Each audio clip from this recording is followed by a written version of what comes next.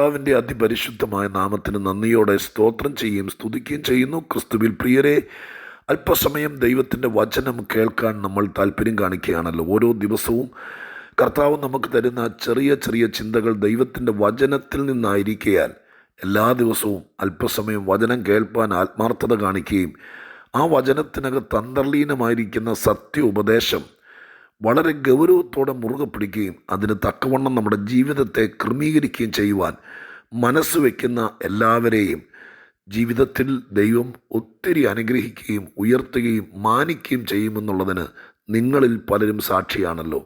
വീണ്ടും ദൈവവചന കേൾവിയെ അനുഗ്രഹപൂർണമാക്കാൻ ദൈവത്തിൻ്റെ പരിശുദ്ധാത്മാവ് ഇത് കേൾക്കുന്നവരോട് കൂടെ ഇരുന്ന് പ്രവർത്തിക്കട്ടെ എന്ന് പ്രാർത്ഥിച്ചുകൊണ്ട് നിങ്ങൾക്കെല്ലാവർക്കും സ്നേഹത്തോടെ വന്ദനങ്ങൾ അറിയിച്ചുകൊണ്ട് ആത്മരക്ഷകനും വീണ്ടെടുപ്പുകാരനുമായ കർത്താവിന് ഒത്തിരി സ്തോത്രവും സ്തുതിയും മഹത്വവും പുകഴ്ചയും കരയറ്റിക്കൊണ്ട് ഇന്ന് ദൈവത്തിൻ്റെ വചനത്തിലേക്ക് നമ്മുടെ ശ്രദ്ധയെ തിരിക്കുന്നു. വിശുദ്ധ ലൂക്കോസിൻ്റെ സുവിശേഷം 9-ാം അധ്യായം 42-ാം വാക്യം ഞാൻ നിങ്ങളെ വായിച്ചു കേൾപ്പിക്കാം. ലൂക്കോസിൻ്റെ സുവിശേഷം 9-ാം അധ്യായം 42-ാം വാക്യം. അവൻ വരുമ്പോൾ തന്നെ ഭൂതം അവനെ തള്ളിയിട്ട് പിടപ്പിച്ചു. യേശു അശുദ്ധാത്മാവിനെ ശാസിച്ച് ബാലനെ സൗഖ്യമാക്കി, അപ്പനെ ഏൽപ്പിച്ചു. എല്ലാവരും ദൈവത്തിൻ്റെ മഹിമയിങ്കൽ വിസ്മയിച്ചു. ഭൂതഗ്രസ്തനായ ഒരു മകനെയും കൊണ്ട് യേശുക്രിസ്തുവിൻ്റെ അടുക്കൽ ഒരപ്പൻ വന്ന കാര്യം നിങ്ങളുടെ ഓർമ്മയിൽ കാണുമല്ലോ. ഒരുപാട് സ്ഥലത്ത് പോയിട്ടും പലരെ കൊണ്ട് പല ക്രിയകൾ ചെയ്യിപ്പിച്ചിട്ടും ഈ ദുരാത്മാവ് ഈ മോനെ വിട്ടുപോകാത്തത് കൊണ്ട് ആ ദുഷ്ടാത്മശക്തിയുടെ പിടിയിൽ നിന്ന് തൻ്റെ മകനൊരു മോചനത്തിന് വേണ്ടി യേശുക്രിസ്തുവിൻ്റെ അടുക്കൽ ആ അപ്പനെത്തി. അതിനോടനുബന്ധപ്പെട്ട വിഷയങ്ങൾ സുവിശേഷങ്ങളിലുണ്ട്. അതെല്ലാം കൂടി പറയാൻ ആഗ്രഹിക്കുന്നില്ല. രത്നച്ചുരുക്കത്തിൽ യേശുക്രിസ്തുവിൻ്റെ അടുക്കൽ വന്ന ഈ അപ്പൻ മകനെയും കൊണ്ട് എത്തിച്ചേർന്നപ്പോൾ കർത്താവ് അവനിലുള്ള അശുദ്ധാത്മാവിനെ, ആ ദുർഭൂതത്തെ ശാസിച്ചു. യേശുവിൻ്റെ അടുക്കിലേക്ക് വന്നപ്പോഴേക്കും അവനെ തള്ളിയിട്ട് പിടപ്പിച്ചു എന്ന് എഴുതിയിരിക്കുന്നത്. കർത്താവ് ഭൂതത്തെ ശാസിച്ചു, ആ കൊച്ചനെ ബലപ്പെടുത്തി, അശുദ്ധാത്മാവിനെ ശാസിച്ച് ബാലനെ സൗഖ്യമാക്കി എന്ന് എഴുതിയിരിക്കുന്നത്. ചുരുക്കി പറഞ്ഞാൽ ദുഷ്ടാത്മാവിൻ്റെ പിടിയിൽ നിന്ന് ആ മോനെ മോചിപ്പിച്ചു. എന്നിട്ട് അപ്പനെ മോനെയും കൂടി തലേ കൈവച്ച് പ്രാർത്ഥിച്ച് വിട്ടുന്നല്ല. ആ ഭാഗത്ത് എന്നെ കാലങ്ങൾക്ക് മുമ്പേ ചിന്തിപ്പിച്ചൊരു ഭാഗം, ഈ മോനെ സൗഖ്യമാക്കിയിട്ട് യേശുക്രിസ്തു അവനെ അപ്പനെ ഏൽപ്പിച്ചു എന്ന വാക്ക് നാളുകൾക്ക് മുമ്പ് എൻ്റെ ശ്രദ്ധയിൽപ്പെടുകയും ഞാനത് അടിവരയിടുകയും ചെയ്തു. അപ്പൻ്റെ ആണല്ലോ ആ മോൻ, പിന്നെ പ്രത്യേകിച്ച് ഏൽപ്പിക്കേണ്ട കാര്യമുണ്ടോ? ഈ മോനെക്കുറിച്ച് വലിയ ഉത്തരവാദിത്വം ഉള്ളതുകൊണ്ടല്ലേ അവനെ ചങ്ങലെ പൂട്ടി അകത്തിടാതെ, അടച്ചിട്ട് മുറിക്കകത്തിട്ട് പട്ടിണിക്കിട്ട് കൊല്ലാതെ ഇവനൊരു വിടുതൽ വേണമെന്ന് അന്വേഷിച്ച് ദൈവപുത്രൻ്റെ അടുക്കൽ കൊണ്ടുവന്നത്. ഈ മോനെക്കുറിച്ച് അപ്പന് ഉത്തരവാദിത്വം ഉള്ളതുകൊണ്ടല്ലേ. ഇതൊക്കെ ശരിയാണ്. ഈ അപ്പൻ്റെയാണ് മോൻ, ഈ അപ്പനാണ് അവനെ വളർത്തേണ്ടത്, ഈ അപ്പന് ഉത്തരവാദിത്വം ഉള്ളതുകൊണ്ടാണ് കൊണ്ടുവന്നത്. ഒക്കെ ശരിയാണ്. പക്ഷെ ഇതൊക്കെ ശരിയായിരിക്കെ തന്നെ യേശു ഇവന് വേണ്ടി പ്രവർത്തിക്കുകയും കർത്താവ് ഇവനെ വിഷയങ്ങളിൽ നിന്ന് സ്വതന്ത്രരാക്കുകയും ചെയ്തിട്ട് യേശു അവനെ അപ്പനെ ഏൽപ്പിച്ചു. ആ വാക്കിനകത്ത് ഒത്തിരി ഉത്തരവാദിത്തങ്ങൾ ഞാൻ ആത്മാർത്ഥമായി കാണുകയാണ്. കർത്താവ് പറഞ്ഞു വിടാതെ അല്ലാതെ യേശു അപ്പനെ ഏൽപ്പിക്കുമ്പോൾ ചുമ്മാ മോനെ വിട്ടുകൊടുത്തു എന്നോ കൊണ്ടുപോക്കോ എന്ന് പറഞ്ഞു എന്നൊന്നും അല്ല അതിനർത്ഥം. അതിനും അപ്പുറമാണെന്ന് ഞാൻ ഗ്രഹിച്ചു. ഞാൻ ഗ്രഹിച്ചത് തെറ്റല്ല എന്ന് നിങ്ങൾ വിചാരിക്കുമെന്ന് ഞാൻ ഉറപ്പിക്കുകയാണ്. കർത്താവ് ഇവനെ അപ്പനെ ഏൽപ്പിച്ചു. എൻ്റെ കാരണം ഞാൻ പറയാം. ദൈവം വിടുവിച്ച ഒരുത്തനെ ഞാൻ വേദപുസ്തകം മനസ്സിലാക്കിയപ്പോൾ എല്ലാം കണ്ടത്, കർത്താവ് രക്ഷയിലേക്ക് നയിച്ചവരെ, ദൈവം വിടുവിച്ചവരെ, നാളെ ദൈവത്തിന് പ്രയോജനപ്പെടുത്തേണ്ടവരെ, ദൈവത്തിൻ്റെ സാക്ഷിയായവരെ, ദൈവപ്രവർത്തി നടന്നവരെ എൻ്റെ കർത്താവ് ആരെങ്കിലുമൊക്കെ ഏൽപ്പിക്കും. എൻ്റെ കാരണം എന്താ? ഈ ദുഷ്ടലോകത്ത് ഒറ്റയ്ക്ക് നിന്ന് ജയിപ്പാൻ പലർക്കും ബുദ്ധിമുട്ടാണ്. ഇവനെ വീണ്ടും ചിലപ്പോൾ ഭൂതം ലക്ഷ്യം വെച്ചേക്കാം, ഇവനെ വീണ്ടും കയറി പിടിച്ചേക്കാം.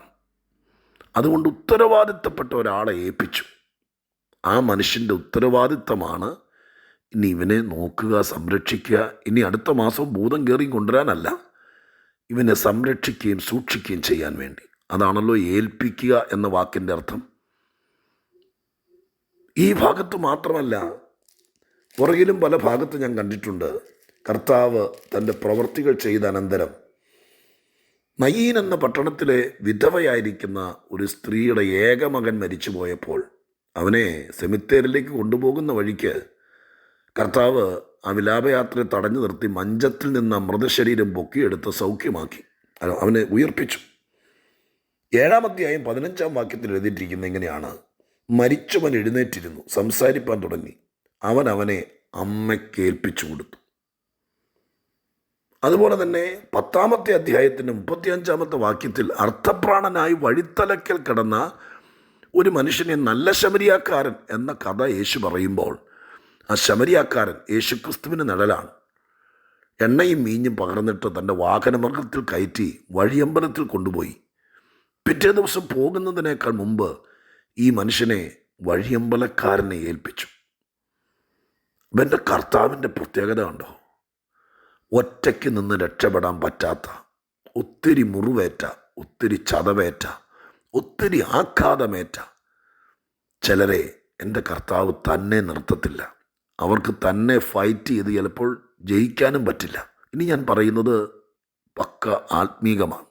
ഈ ചരിത്രത്തിൽ നിന്ന് വേദപുസ്തകം ആദ്യോടൊന്നും പഠിക്കുമ്പോൾ സ്വർഗത്തിലെ ദൈവത്തിന് പ്രയോജനപ്പെടുത്തേണ്ട, നിലനിൽക്കേണ്ട, ഉയർത്തിക്കൊണ്ടു വരേണ്ട ഈ ഭൂഷര ഭൂമിയിൽ പിടിച്ചു നിൽക്കേണ്ടവരെ കർത്താവ് ചിലരെ ഏൽപ്പിക്കും. ആമോസിൻ്റെ പ്രവചനത്തിൻ്റെ ഉള്ളടക്കം ഞാൻ ഏതൊക്കെയോ സന്ദേശത്തിൽ പറഞ്ഞിട്ടുള്ളതാണെങ്കിലും വലിയ പോരാട്ടങ്ങളും പോർവിളികളും ഇസ്രായേൽ ജനത്തിനെതിരെ കയറി വരികയാണ്. അതിൻ്റെ കാരണം പലതായിരിക്കാം. പക്ഷെ ദൈവം ആമോസിനെ പിടിച്ചു, കാട്ടത്തിപ്പഴം പുറക്കി നടന്നവനെ. എന്നിട്ട് ഈ ജനത്തിന് വേണ്ടി ഇടിവി നിൽക്കാനും പ്രാർത്ഥിക്കാനും ആമോസിനെ ഈ ജനത്തെ ഏൽപ്പിച്ചു. കാറ്റും കോളും അടിച്ച് കപ്പൽ തകരുമ്പോൾ പൗലോസ് എന്ന പ്രാർത്ഥനക്കാരനെ ആ കപ്പലിനകത്തുള്ള നാനാജാതി മതസ്ഥരായിരിക്കുന്ന 275 യാത്രക്കാരെയും പൗലോസിനെ ഏൽപ്പിച്ചു. ഇതൊക്കെ ആശ്ചര്യപ്പെടുത്തുന്ന വാക്കാണ് പ്രിയപ്പെട്ടവരെ. പിടിച്ചു നിൽക്കാൻ നിവൃത്തിയില്ലാതെ കൊടുങ്കാറ്റിൻ്റെ മുമ്പിലും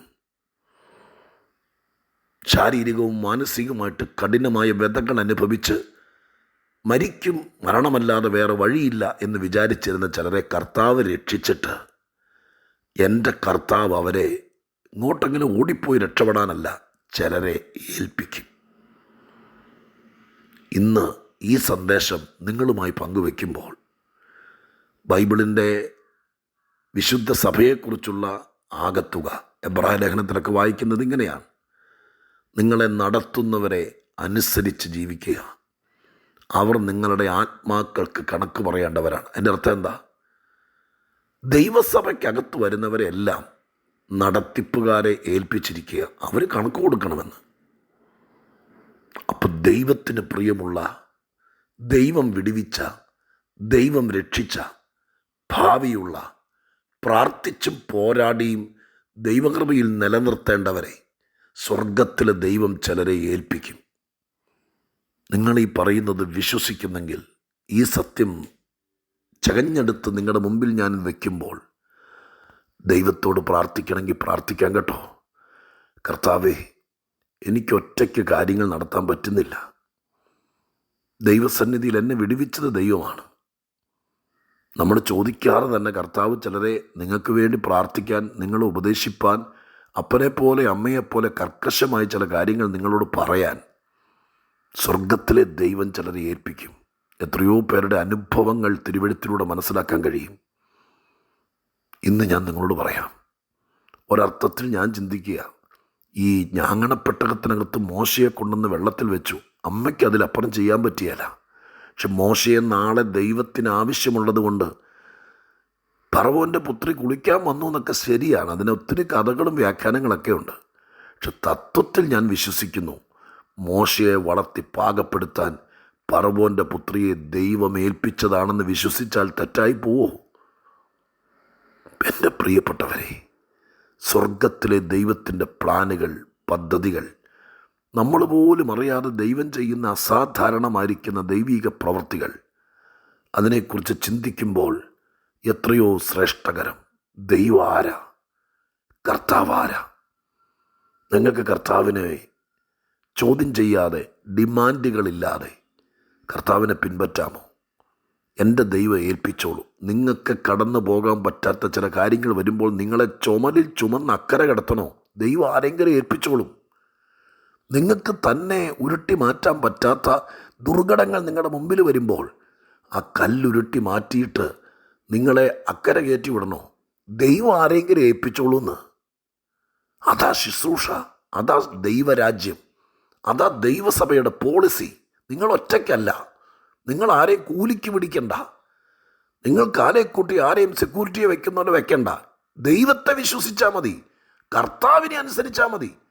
കർത്താവിനെ ഫോളോ ചെയ്താൽ മതി. കർത്താവിനറിയാം 2024 മുന്നോട്ടുള്ള ദിവസങ്ങളിൽ നിങ്ങളെ ആരെ ഏൽപ്പിക്കണം, നിങ്ങളുടെ പിള്ളേരെ ആരെ ഏൽപ്പിക്കണം.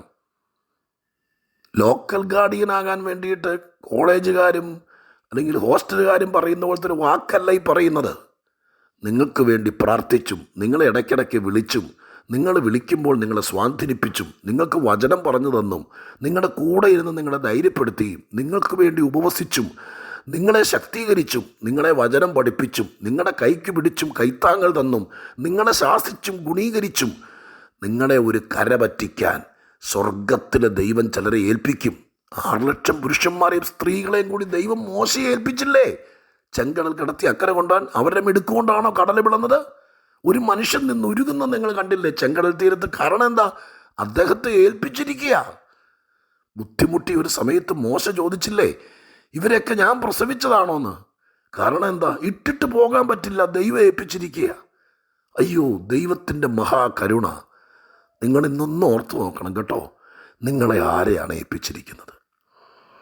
ഇല്ലെങ്കിൽ നിങ്ങൾ പറ, ഞാൻ ജയാളിയാകാൻ. എൻ്റെ കർത്താവേ, ഈ വചനമൊക്കെ വേദപുസ്തകത്തിൽ നിന്ന് എടുത്ത് കാണിക്കുമ്പോൾ ഈ വാക്യങ്ങളൊക്കെ നിങ്ങൾ വായിച്ചിട്ട് പറ, എൻ്റെ കുഞ്ഞിനെ, എന്നെ, ഞാൻ ഏകയായിപ്പോയി, ഞാനിവിടെ ഒറ്റപ്പെട്ടു പോയി, എന്നെ വിളിച്ച് ചോദിക്കാൻ പോലും എൻ്റെ വീട്ടുകാരാരുമില്ല. കർത്താവ് ആരെങ്കിലും ഏൽപ്പിക്കണം. ദൈവം അത് ചെയ്യും. ഞാനിനി പ്രാർത്ഥിക്കാൻ പോവാ. പരിശുദ്ധ ദൈവമേ, ഞങ്ങളുടെ സ്വർഗീയ പിതാവേ, ഒരു വിടുതൽ നടന്നവനെ, അങ്ങയുടെ ചോര കൊണ്ട് വീണ്ടെടുത്തവനെ, അങ്ങ് രക്ഷിച്ചവനെ, അങ്ങ് സ്വാന്തനിപ്പിച്ചവനെ, അങ്ങ് തോളിലെടുത്ത് കൊണ്ടെത്തിച്ചവനെ കർത്താവ് വഴിയിലിട്ടിട്ട് പോകില്ല. ആരെങ്കിലും ഏൽപ്പിച്ചിട്ടേ പോകുള്ളൂ. നാഥ, ഞങ്ങളെയൊക്കെ ആരെയൊക്കെയോ കാലാകാലങ്ങളിൽ ഏൽപ്പിച്ചതുകൊണ്ടാണ് ഞങ്ങൾ ഇത്ര ആയത്. ഇന്നത് കേൾക്കുന്ന ആരെങ്കിലും, ആരുമില്ലല്ലോ, ഞാൻ ഒറ്റപ്പെട്ടല്ലോ, എന്നെ ആരും അറിയുന്നില്ലല്ലോ, എന്നെ ആരും വിളിക്കുന്നില്ലല്ലോ എന്നുള്ള നൊമ്പരത്തോടെ, എന്നെക്കൊണ്ട് ഒക്കുന്നില്ലല്ലോ എന്ന ഭാരത്തോടായിരിക്കുന്നെങ്കിൽ കർത്താവേ, നിന്നെ ദൈവം എന്നെ ഏൽപ്പിച്ചിരിക്കുക എന്നുള്ള ഉത്തരവാദിത്വത്തോടെ അവർക്ക് വേണ്ടി പ്രവർത്തിപ്പാൻ ആരെങ്കിലുമൊക്കെ എഴുന്നേൽപ്പിക്കണേ. പ്രാർത്ഥന കേട്ടതിന് നന്ദി. ദൈവം അത് ചെയ്യുമെന്ന് വിശ്വസിക്കുന്നു. യേശുവിൻ നാമത്തിൽ അപേക്ഷിക്കുന്നു, കേൾക്കണേ സ്വർഗീയ പിതാവേ. ആമേൻ.